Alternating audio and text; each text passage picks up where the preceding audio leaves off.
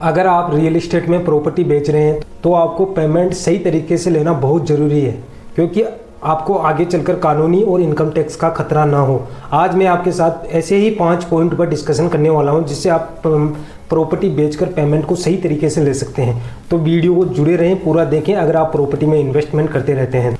सबसे पहला पॉइंट है, आप सबसे पहले बैंक को सबसे ज़्यादा प्राथमिकता दें। आज के समय में आरटीजीएस, यूपीआई, आईएमपीएस और निफ्टी जैसे पेमेंट विकल्प सबसे ज़्यादा सुरक्षित है। आप अगर प्रॉपर्टी में आरटीजीएस करते हैं, आरटीजीएस बड़े पेमेंट प्लान के लिए कर सकते हैं। निफ्टी के अंदर पेमेंट को ट्रैक करना और सबसे ज़्यादा सुरक्षित रहता है, और आईएमपीएस और यूपीआई पैसे को तुरंत ट्रांसफर करने के लिए और सबसे सुविधाजनक और सबसे सुरक्षित माना जाता है। इन सभी पेमेंट मोड से आपका पैसा सुरक्षित रहता है। इन फ्यूचर आपको इनकम टैक्स का खतरा भी नहीं रहता है। तो आप अगर प्रॉपर्टी सेल कर रहे हैं तो आप तीनों चारों मोड से पैसा ले सकते हैं, तो आप सेफ एंड सिक्योर रहेंगे। दूसरा पॉइंट है, आप प्रॉपर्टी में कैश पैसा लेने से बचें। कई बार आपको खरीदार कैश पेमेंट का ऑफर देंगे और कैश पेमेंट लेने के लिए आपको बोलेंगे, लेकिन आपको कभी भी प्रॉपर्टी अगर आप सेल कर रहे हैं तो आपको कैश पेमेंट नहीं लेना। इससे क्या होगा, इन केस अगर आप कोई भी बड़ी नगद राशि लेते हैं अनऑफिशियली, तो आपको इनकम टैक्स का खतरा बना रहेगा और आप पे कानूनी कार्रवाई भी हो सकती है।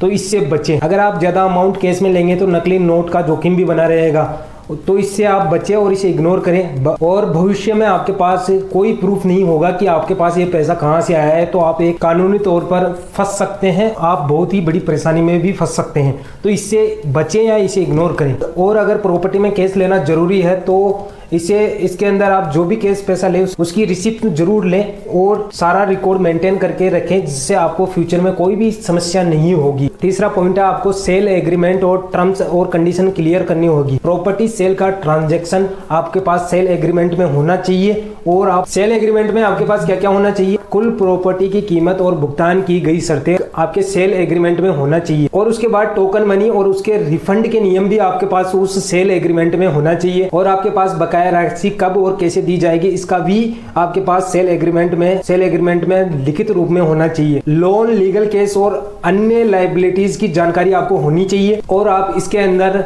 सेल एग्रीमेंट के अंदर वकील या लीगल सलाहकार को भी शामिल कर सकते हैं, जिससे आप सेफ एंड सिक्योर रहेंगे। पीडीसी लेने से बचें, क्योंकि अगर आपको जितने अमाउंट का चेक दिया गया है उतना पैसा उस पर्टिकुलर आदमी के अकाउंट में नहीं होगा तो आपका चेक बाउंस हो जाएगा और इन केस आप एक बड़ी समस्या में फंस सकते हैं। चेक मिलने के बाद तुरंत जाकर बैंक में बैलेंस वेरीफाई कर लें, और डीडी बैंक से जारी होती है, इसलिए सुरक्षित है। फिफ्थ पॉइंट और सबसे ज्यादा इंपॉर्टेंट पॉइंट यही है कि आपको प्रॉपर्टी लेने के बाद किन किन डॉक्यूमेंट्स पे आपको क्लियरिटी होनी चाहिए। आपको सबसे पहले नो ड्यूज सर्टिफिकेट और पेमेंट रिसिप्ट लेना सबसे ज्यादा जरूरी है। पेमेंट क्लियर होने के बाद आपको कुछ इंपॉर्टेंट डॉक्यूमेंट लेने होते हैं, जिससे फ्यूचर में कोई भी विवाद का सामना आपको नहीं करना होगा। पहला पॉइंट है नो ड्यूज सर्टिफिकेट। इससे ये वेरीफाई होता है कि कोई भी पेमेंट बकाया नहीं है और प्रॉपर्टी का पूरा अमाउंट क्लियर हो चुका है। खरीदार से पेमेंट रिसिप्ट पर साइन करवा ले, इससे यह कंफर्म होगा कि पूरा पेमेंट हो चुका है। और कुछ लीगल परमिशन भी आपको लेनी होगी कि प्रॉपर्टी पे कोई बकाया लोन तो नहीं चल रहा। अगर प्रॉपर्टी पे कोई बकाया लोन चल रहा है तो आपको बैंक से एक लोन क्लोजर लेटर प्राप्त करना होगा, जिससे आप सेफ रहेंगे। अगर कोई बायर आपसे जल्दीबाजी में प्रॉपर्टी ले रहा है और आपको कैश देने पर जोर दे रहा है तो आप इससे बचें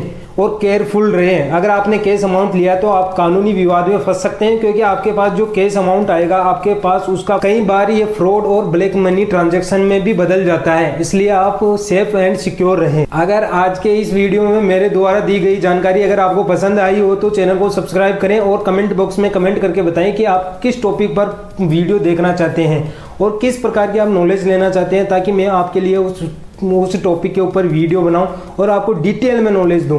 बाकी इस चैनल पे ऐसे ही नॉलेजेबल कंटेंट आता रहेगा जो कि प्रॉपर्टी में आपको सेफ एंड सिक्योर रखेगा। बाकी मिलते हैं ऐसे ही किसी वीडियो में, तब तक के लिए सेफ रहे एंड सिक्योर रहें और अपनी इन्वेस्टमेंट जर्नी को जारी रखें।